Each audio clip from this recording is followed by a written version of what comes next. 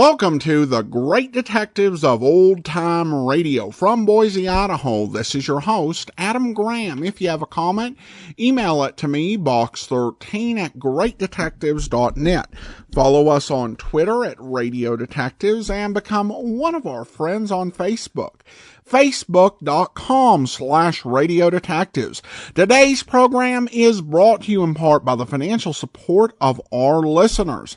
I want to thank Bishop Andrew so much for his support. He supported the program at support.greatdetectives.net. You can also send a donation with the Zelle app to box13@greatdetectives.net or by mail to Adam Graham, P.O. Box 15913, Boise, Idaho 83715. Or you can become one of our ongoing Patreon supporters for as little as $2 per month. Just go to patreon.greatdetectives.net. All right, well, it's time now for today's episode of Rocky Jordan. The original air date, January the 8th of 1950, and the title of today's episode is Smokescreen. Buy for flavor. By Del Monte. Del Monte, the brand you trust for flavor in so many good foods. Time now for Rocky Jordan, brought to you by Del Monte Foods, the brand preferred by more women than any other line of canned fruits and vegetables in the world.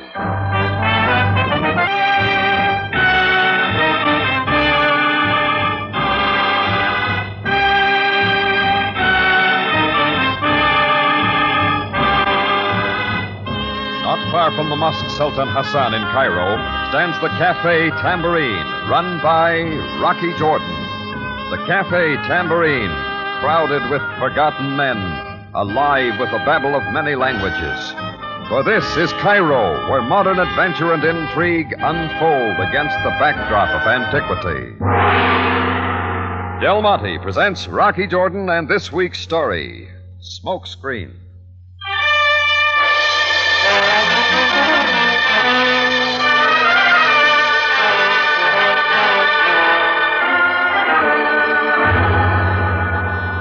It was the other side of midnight, and I was beginning to think I'd spent one of those routine days I could forget.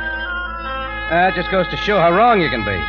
The customers and the help had gone, and I walked over to the front door to let a little air in before I locked up for the night. I got the air all right, but I also got something I wasn't counting on. Monsieur Jordan!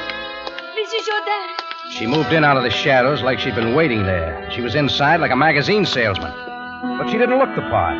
She was small and dark, but all woman, with eyes a little too big for her face. Monsieur Jordan, you do not remember me? Oh, give me time. It'll come to me. I was a manicurist. Oh, sure, manicurist at Shepherd's. Oui. Adele, wasn't it? Adele Simoneau.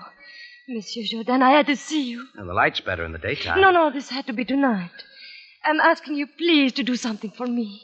It will not be difficult. We ever heard that before? I'd like to help Miss Simoneau, but it makes a long day. I will pay you if that concerns you so much. I ask no favors. Well? I can answer better if I know what it's about. Oh, thank you, Monsieur Jordan. Wait here but a moment. She moved out the door again and walked a few steps to a shadow near the corner. Then they were both coming back.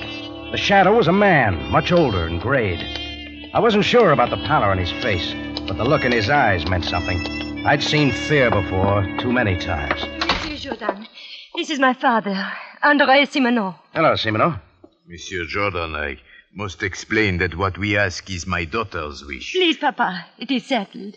There is no other way. Maybe I'm the one to decide that. What's this all about, anyhow? It is little to ask, Mr. Jordan. We wish only that the Cafe Tambourine remain open for us tonight. That we be permitted to stay here. Oh, I get it. Big convention in town, huh? Hotels are all full. You do not understand. We also wish that you stay here with us to watch my father. He needs watching. I'm trying to tell you. You have only to witness my father's presence here. Oh, I expected something like that. Good night, Simoneau. The Tambourine closed 10 minutes ago. You will not help us. Look, I've been taken in my day, but this isn't my day. You walk in here and tell me you want a witness for Papa. Why? Because somewhere in Cairo something has happened or is going to happen. Either way, it won't be good. Because I'm supposed to pull the chestnuts out of the fire. Oh, no thanks. I burn too easy. I told you I'd pay you. The police work for free. But we can't go to the police. If you let me explain. Sure. I'll stop in for a manicure someday. You can tell me all about it. You see, Adele, I was right. And I thought you were the one person who would help. I was mistaken. Come, Papa. Monsieur Jordan, I do not blame you. Our situation is hard to understand. Monsieur Jordan, your answer is still no. I don't have to spell it out, do I? Good night. She looked at me for a minute without another word. Something in her eyes made me wonder if I ought to change my mind. But I was too late. She turned and opened the door. That's when Simino stopped in his tracks. The cat! The cat! Adele! Simino, get away from that door. Jordan, help me. Here, let me. Adele. Adele, mon fille. Mon petite fille. Stay back, Simino. Let me look at her. Monsieur, she's... I'm sorry, Simino. So... The cat. Simino, wait. Keep away from the door. Do not hold me, monsieur. Let me go. Get out there. Listen to me. The cat! Simino! Come back! Simino!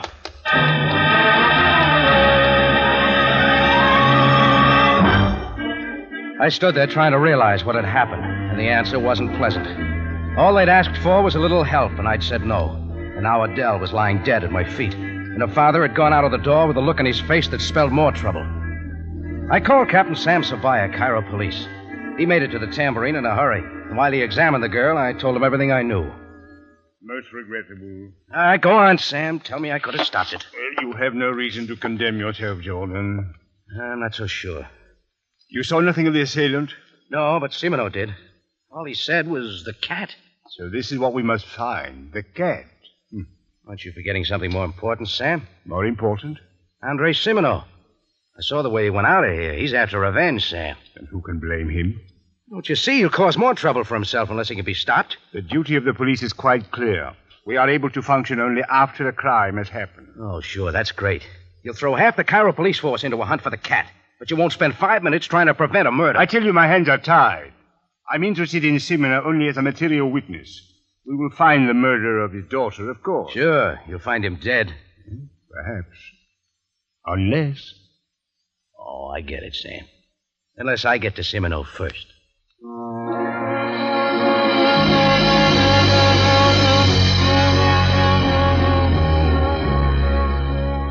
Well, that made it pretty clear. If Simino was to be found, I had to find him.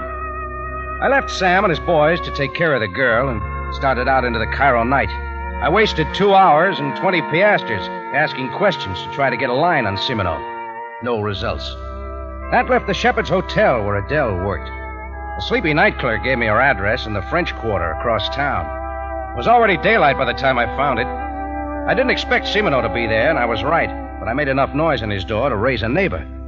What he told me sent me back north across town to the Bulak Shipping Company. They were just opening up, but a workman was already there, scraping a name off the window. It said J. Constantine and A. Simino. The name he was scratching off was Simino. Inside, a red-headed secretary sat at a desk in the outer office, putting on her face for the morning customers. She kept right on with the lipstick. Well, an early bird. Do you have an appointment? Why? Do I need one? Well, that depends on who you really wanted to see. I could be satisfied right now. Are you asking for an appointment or a phone number? I bet you got a lot of them there in that book. Andre Simino's, maybe, huh? Haven't you heard? He's not with us anymore.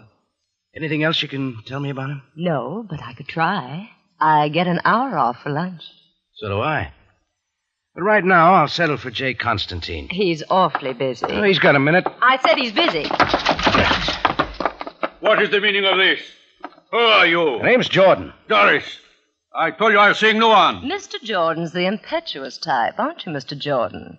But, be gentle with him, Juno. I might want him back.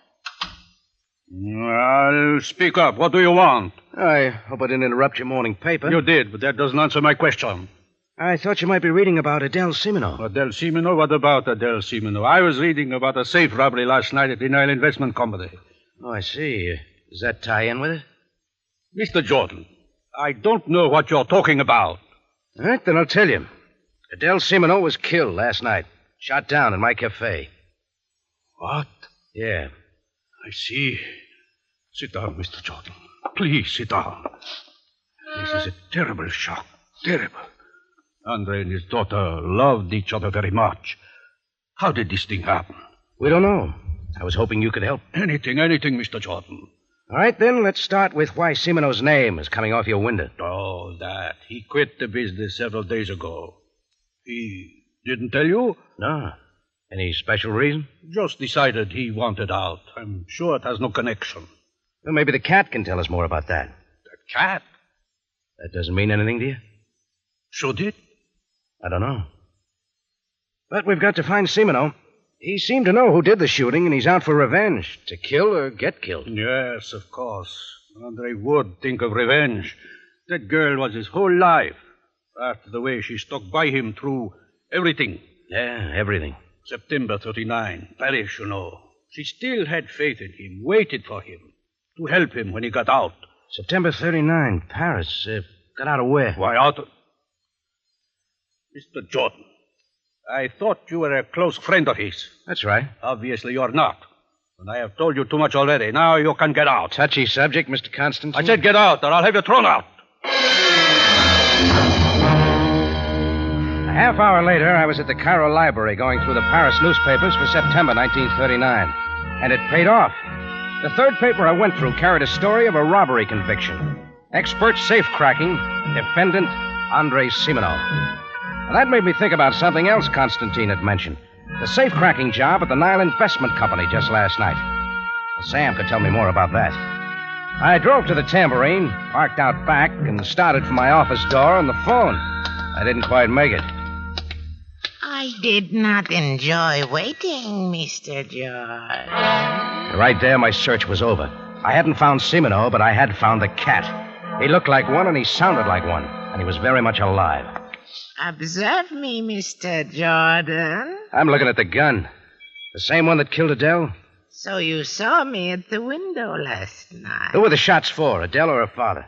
She was at the door at the wrong time. Yeah, so they were for Semino. And then he said many things, did he not? Only 2 words. The cat. 2 words that mean death to you now. Why were you after him? Why was he marked for killing? I talk no more. No more, Mr. Jordan. I felt nothing. It wasn't me, but the cat that slumped against the door. The sound of a lot of footsteps sent me whirling, in time to see a figure stuffing a gun in his pocket dart out of the alley to the side street. Hey, stop! Come back here! I stood there looking after the fading car, and I knew I'd failed. There was nothing now but to call Sam and tell him who I'd seen running away from the killing. I was sure who it was.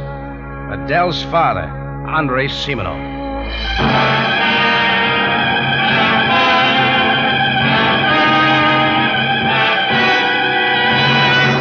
Del Monte Foods is presenting tonight's adventure with Rocky Jordan.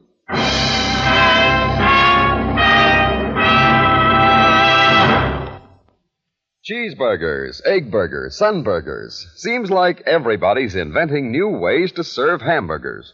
But as far as lots of folks are concerned, there's just one way to make them all taste their best. And that's to serve them with rich, extra lively Del Monte catsup. Now you're talking, Larry, and talking flavor. Yes, believe me, that Del Monte catsup has a special zip. A zesty kind of spiced tomato flavor that has just what it takes to put smacking good flavor into a hamburger or do justice to a steak. Well, let me tell you, I certainly make it a point to keep Del Monte catsup in my house. I just can't afford to be without the lift it gives the low-cost foods that I serve so often. You know, Larry, there really is something different about Del Monte catsup. You bet there is. You see, Del Monte catsup is the only catsup made with pineapple vinegar. And pineapple vinegar is a superfine, sparkling vinegar that coaxes out an extra measure of real, deep-down flavor from those plump, vine-ripened tomatoes Del Monte uses. Yet for all its goodness, Del Monte catsup actually costs less than many other quality brands. Now there's value for you. So make yours Del Monte catsup next time. You'll say you never enjoyed catsup so much.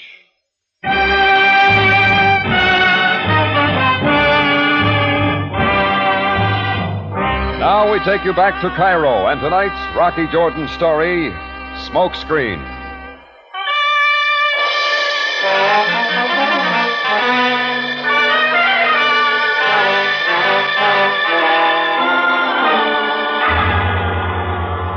All I'd wanted was to find Andre Simoneau and keep him out of trouble. But I didn't make it. And it looked like he'd paid the cat in full for Adele's death. So my job was still to call Sam Sabaya and tell him to pick up Simoneau. Not for safecracking now, but for murder. I got my office door open, stepped over the cat's lifeless form, sprawled half inside and half out, and reached for the phone. Just then, the door for my cafe opened. There stood Constantine's red-headed secretary. Forget about the lunch, Rocky? Not in here, Doris, not now. Oh, you mean we're not quite alone? Just wait for me in the cafe, huh? You shouldn't have done it, Rocky. It was Simoneau's job. That's why I wanted to find him. Poor fellow. And dressed so nicely. Don't touch him, Doris. What's the matter with you? Keep away. Very well, Rocky. Then you will find it for me. Everybody carries a gun. Search him quickly. Go through his pockets. Sure. For anything in particular? Only the key to his Fiat, nothing more. Get it? Yeah. This what you want? Toss it over here on the floor. Thank you, Rocky. But don't try to follow me. You wouldn't like it. You wouldn't like it at all. She ducked out the open door, and I was on the phone dialing Sabaya. I got a quick answer, told him to get over to the Tambourine on the double, and hung up.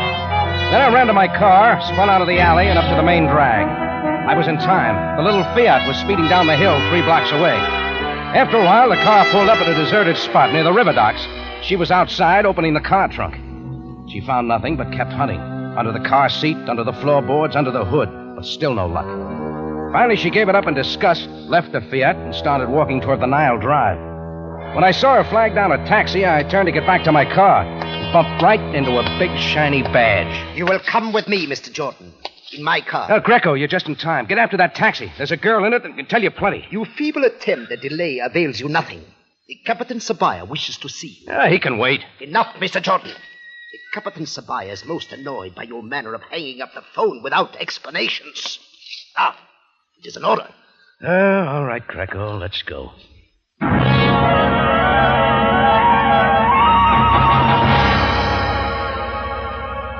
And so there is violence and still more violence, Jordan, and always at your very door. All right, Sam, you got the cat now. That's who you wanted. You are telling me that the man murdered at your alley door is the cat? Of course he is. He admitted killing Adele last night. And who killed him, Jordan?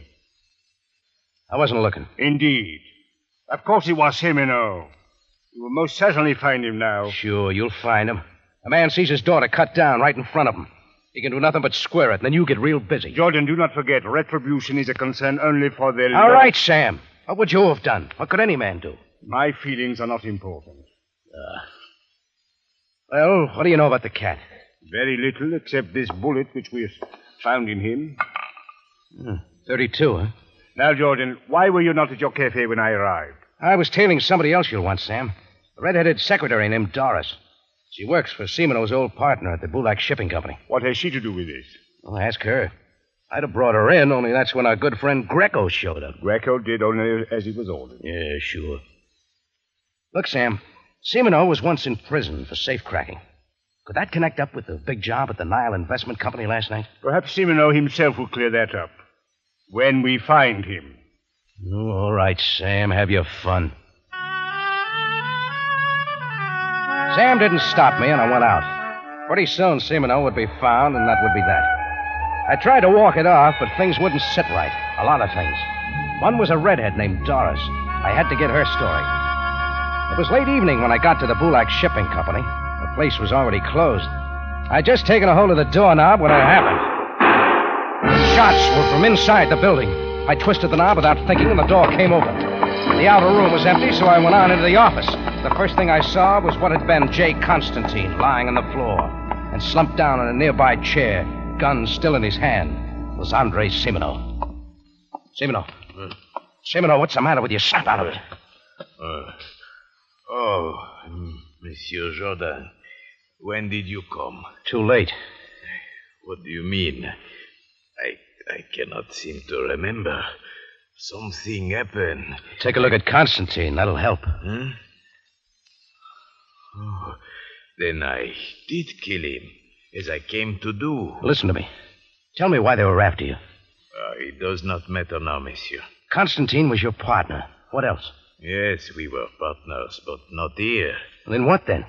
Robbery? Safe cracking? Yes.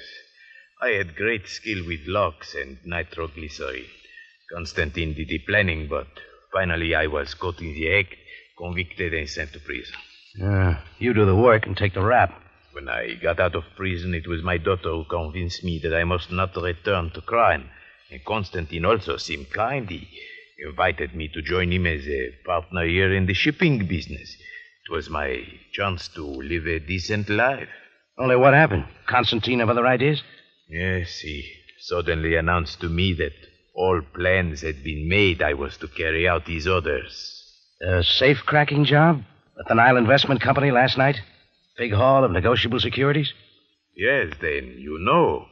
Constantine was commanding. I did not know what to do. Again, my daughter Adele convinced me I must not do it. I called Constantine by telephone and tell him that. Oh, he was in great fury and said that if I would not do it, he would do it himself and leave evidence that I had been there. And that's when you and Adele came running to my cafe. But only to ask you to witness that I do not have a part in the robbery. But Constantine had to get rid of you then. You knew too much. That is why he sent the cat. Not to kill my daughter, monsieur. Me. To kill me. I only wish it had happened so. Do you know what I have to do now? The police have got to know. It does not matter now, monsieur. First, you better hand me that gun. Take it quickly and call the police.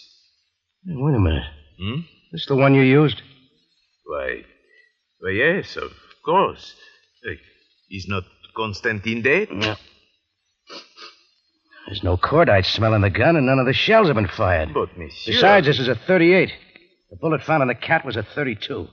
How could that be?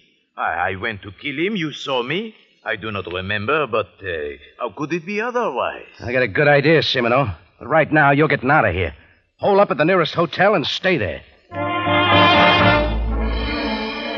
I watched him as he went out and closed the door behind him. I held up a second, then I heard footsteps in the warehouse behind the office. A moment later, the door opened, and it was exactly who I expected. Rocky. Ah, you work nights around here too, Doris? No, I just got here. What are you doing here? I'll show you. Have a look, Doris. I see. It's Constantine. You don't seem very surprised. Oh, it's just that I don't know how I feel. Simino did it, of course. Sure, who else? What do you mean by that, Rocky? Now, why did you come here tonight? I just came back to get a few things I'd forgotten. Same things you were after at my cafe when you grabbed the car key off the cat? The same things you were scratching for in the little car but didn't find? A stack of negotiable securities that Constantine hijacked from a safe at the Nile Investment Company? You know a great deal, don't you, Rocky? Not as much as you do, Doris. Come on, let's have it. Rocky, I worked for Constantine. I did only what he told me. I had to. What'd he tell you? Only that he'd given the securities to the cat to hide. He didn't trust the cat. I was sent to watch him. When I found him dead at your cafe, I had to get the securities. I was afraid. Sure, you were real scared, weren't you? Tell me something. Where'd you meet up with a guy like Constantine? One meets up with many people on the continent, Rocky. Yeah, that's true. I knew you'd believe me. I knew you would, Rocky. Yes, it's black smudge on your sleeve. Why, mascara, I guess. It doesn't matter. Not mascara. But we know what it is, don't we? I don't even know what you're talking about. Come on. Let's find out. I kept hold of her wrists and dragged her through the warehouse, out the back door, into an enclosed lot. And there it was, a big incinerator. We went to it. She stood there silently as I opened the metal door and reached inside. First thing my hand touched was what I wanted. Bulky envelopes, a lot of them. You don't have to open them, Rocky. The securities are all there. You were in a big hurry to hide them, weren't you? The soot on your sleeve shows that. Does that make you feel very proud of yourself? You couldn't have carried that smudge very long without noticing. Now, what happened? You heard me coming in the door. You hit him quick, figuring to come back and get him after I was gone. Did I leave out anything? Just one thing. Yeah? That I have a gun. What? Rocky, no! Can't do it twice, Doris. No! Rocky, give it to me. Yeah, the answer's too much. Yeah, 32, like the slug found in the cat. I figure the same will be found in Constantine. Sure, 2 shots gone. Rocky, listen to me. It looked easy, didn't it?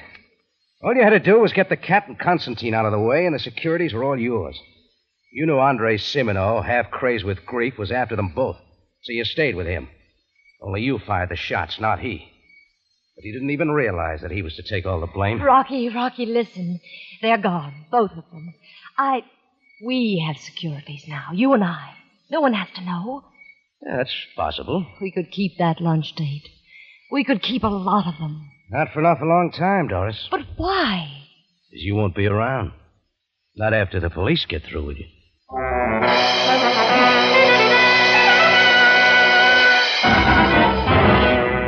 In just a moment, Rocky Jordan returns to conclude tonight's story.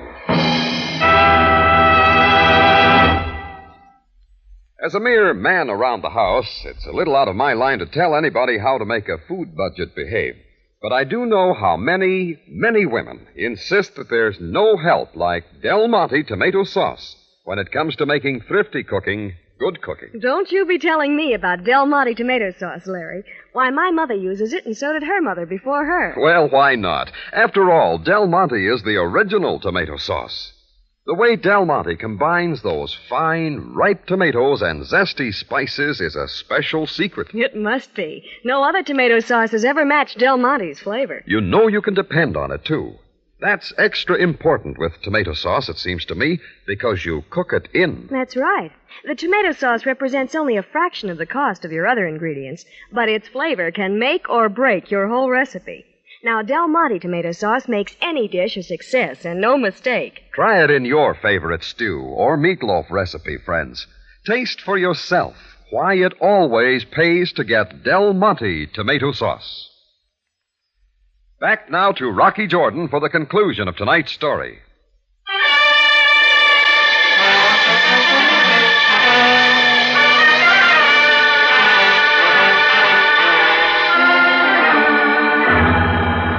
Well, I walked Doris out of the Bullock Shipping Company building, put her in my car, and took her to the Cairo Police headquarters. I gave Sam a quick rundown. He dispatched some boys to go for the body of Jay Constantine.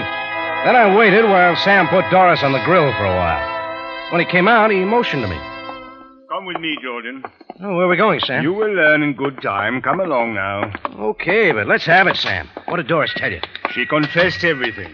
There was little else she could do, especially when we found that the shot that killed Constantine was also from a .32, her own gun. It's easy to put together now. Constantine planned the safe-cracking job. When Andre Simino backed out at the last minute, Constantine decided to go ahead with it. In the meantime, sending the cat to kill Simino, who knew too much. And that was when the unfortunate Adele brought her father to your cafe? Yeah, only for my witnessing that Simino wasn't at the scene of the robbery. The cat killed Adele by mistake, thanks to my help. After that, things looked simple for this Doris woman. As Constantine's employee, she knew of the robbery. She had but to kill him and his assistant and get the stolen securities for herself. All the time, the pressure would be on Simino. Everybody knew he was out for revenge. Well, she had us fooled for a while. Even Simino was fooled. A man half crazed with grief and the thought of revenge, who did not even know that the shots were not from his own gun. So, what about him now? He has achieved no wrong. Surely his unhappiness for his daughter is enough for him to bear. Thanks, Sam. Now, for the last time, where are we going? For once, Jordan, I thought I would drive you home to your tambourine, where you belong. Then hadn't you better turn around? You passed the place, 4 blocks back.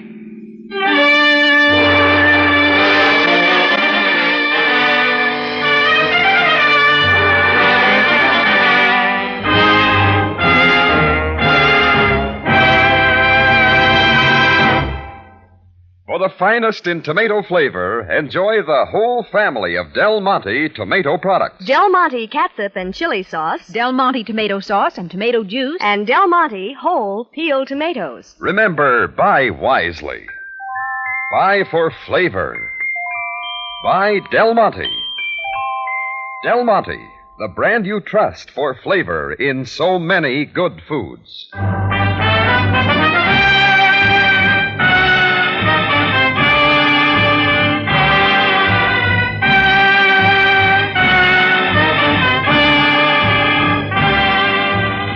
Rocky Jordan, written by Gomer Cool and Larry Roman, stars Jack Moyles in the title role with Jay Novello as Sam Sabaya.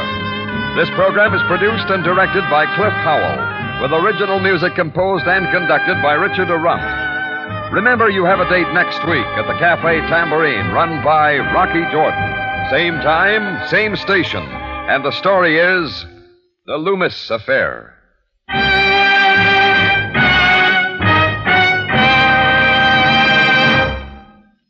Bring all the delicious flavor of tropical fruit to your table. Serve Del Monte pineapple. Yes, as a refreshing dessert or as a perfect salad with the main course, you'll really enjoy the luscious tropic flavor of Del Monte pineapple.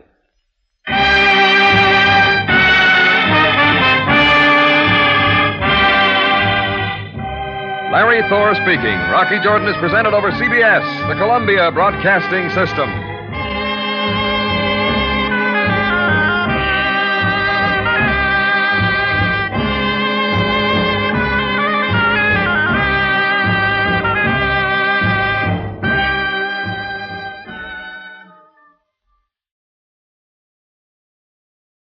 Welcome back. I think that Rocky's decision here not to let the man and his daughter stay at the Tambourine in order to give the guy an alibi is completely understandable. I mean, because Rocky has been through so many cases where, he ends up being taken advantage of or played as a sucker for one reason or another. And so it's understandable that he says, maybe not. And of course, we have heard a lot of episodes where people have been used as alibis, and it's part of some perfect crime setup. And yeah, it's totally understandable, but I think it's also on the same hand understandable when you hear in other episodes where he does seem to be taking risks that really do put him in danger because of things like this, where if he doesn't become involved, there are consequences. So it goes both ways with Rocky. Now we turn to listener comments and feedback, and Bill comments regarding episode 2801, The Veiled People. Hi, Adam. I have to say I enjoyed Sergeant Greco in this episode. I think maybe he's figured out that the best way to curry favor with Captain Sabaya is to not constantly harass Rocky and arrest him for whatever crime has occurred, but to instead let Rocky do what he's going to do. Keep a close eye on him, then sweep in at the end to save Rocky from whatever mess he's gotten himself into, much like Sam does. Well, thanks so much for the comment, Bill, and I liked it. I think that you really do see that as a consistent motivation. You'll have some characters who mess up all the time, and they're really there just to serve the plot. And so they don't have a consistent motivation. I see them really giving Greco this consistent focus. He wants to make Sam Sabaya happy. Now, even though he's got that focus, he also does have the problem that he's not really skilled enough to recognize that just sticking to the letter of what Sam says is not going to do it. Or it's not going to do it well. I mean, you get the most you get out of it is just kind of a nod from Sabaya. Yeah, well, he meant well.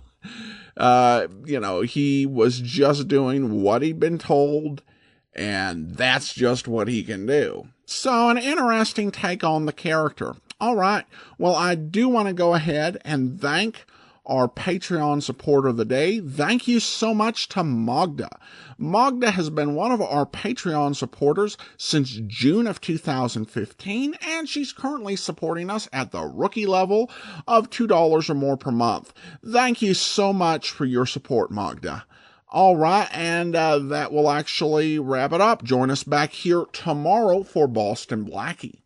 And then join us next Tuesday for Richard Diamond, and then we will be back next Wednesday, another episode of Rocky Jordan. In the meantime, send your comments to box13@greatdetectives.net. Follow us on Twitter at Radio Detectives, and become one of our friends on Facebook, facebook.com/Radio Detectives. From Boise, Idaho, this is your host, Adam Graham, signing off.